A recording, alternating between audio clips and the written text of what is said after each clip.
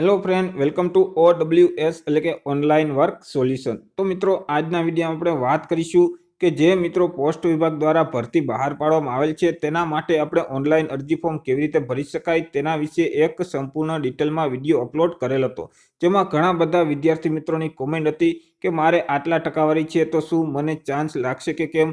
તો મિત્રો, આજના વિડીયોમાં આપણે વાત કરીશું કે જે પોસ્ટ વિભાગ દ્વારા ગુજરાતમાં લાસ્ટ ટાઈમ એટલે કે છેલ્લી વખત જે GDSની જે ભરતી કરવામાં આવેલ હતી એટલે કે ડાક સેવકની જે ભરતી કરવામાં આવેલ હતી તેમાં મિત્રો છેલ્લી ભરતીમાં મેરિટ છે તે કેટલું રહ્યું હતું કેટેગરી વાઇઝ તે આપણે આ વિડીયોમાં માહિતી મેળવશું।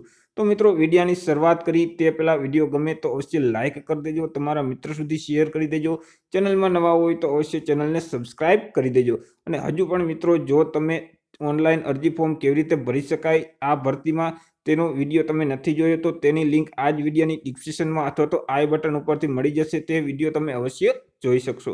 તો મિત્રો, ચાલો વિડીયોની શરૂઆત કરીએ।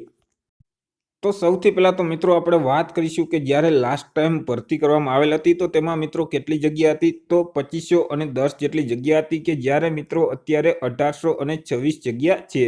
તો મિત્રો, જે લાસ્ટ ટાઈમ ભરતી કરવામાં આવેલ હતી તો તેમાં આપણે સૌથી પહેલા વાત કરીશું EWS કેટેગરીના ઉમેદવાર માટે કેટલું મેરિટ રહ્યું હતું, તો તેમાં 81.6% છે તે મેરિટ રહ્યું હતું। મિત્રો, અહીં જે ભરતી કરવામાં આવેલ છે તે ટકાવારીને ધ્યાનમાં લેવામાં આવે છે। તો મિત્રો, તમે અલગ અલગ ડિસ્ટ્રિક્ટ વાઇઝ જો તમારે મેરિટ જાણવું હોય કે કયા ડિસ્ટ્રિક્ટમાં કેટલું મેરિટ રહ્યું હતું તો નીચે કોમેન્ટ બોક્સમાં જણાવજો। તો મિત્રો, આપણે અવશ્ય અલગ એક વિડીયો બનાવી અને અપલોડ કરી દઈશું કે કયા ડિસ્ટ્રિક્ટમાં કેટલું મેરિટ રહ્યું હતું। ત્યાર પછી વાત કરીશું આપણે OBC કેટેગરીના ઉમેદવાર માટે। તો OBC કેટેગરીના ઉમેદવાર માટે 85% છે તે મેરિટ રહ્યું હતું। ત્યાર પછી આપણે વાત કરીશું SC કેટેગરીના ઉમેદવાર માટે। તો SC કેટેગરીના ઉમેદવાર માટે પણ 85% છે તે મેરિટ રહ્યું હતું। ત્યાર પછી આપણે આગળ વાત કરીશું ST કેટેગરીના ઉમેદવાર માટે। તો ST કેટેગરીના ઉમેદવાર માટે 79.8% છે તે મેરિટ રહ્યું હતું। ત્યાર પછી આપણે વાત કરીશું જનરલ કેટેગરીના ઉમેદવાર માટે। તો જનરલ કેટેગરીના ઉમેદવાર માટે 82.8% છે તે મેરિટ રહ્યું હતું। ત્યાર પછી આપણે વાત કરીશું PWD કેટેગરીના ઉમેદવાર માટે। તો તેમનું મેરિટ છે તે 71.6% મેરિટ રહ્યું હતું।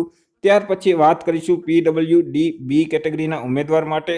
તો તેમનું મેરિટ છે તે 67.2% રહ્યું હતું। ત્યાર પછી આગળ વાત કરીશું PWD કેટેગરીના ઉમેદવાર માટે। તો તેમનું મેરિટ છે તે 80.8% છે તે રહ્યું હતું। અને ત્યાર પછી આગળ વાત કરીશું PWD કેટેગરીના ઉમેદવાર માટે। તો તેમનું મેરિટ છે તે 81.7% રહ્યું હતું। તો મિત્રો, આ વખતે જે ભરતી બહાર પાડવામાં આવેલ છે તેમાં મિત્રો જો તમને અહીં જે ટકાવારી આપેલ છે તે ટકાવારીની આજુબાજુ તમારે ટકાવારી થતી હોય તો અવશ્ય તમારે ઓનલાઈન ફોર્મ છે તે ભરી દેવું જોઈએ।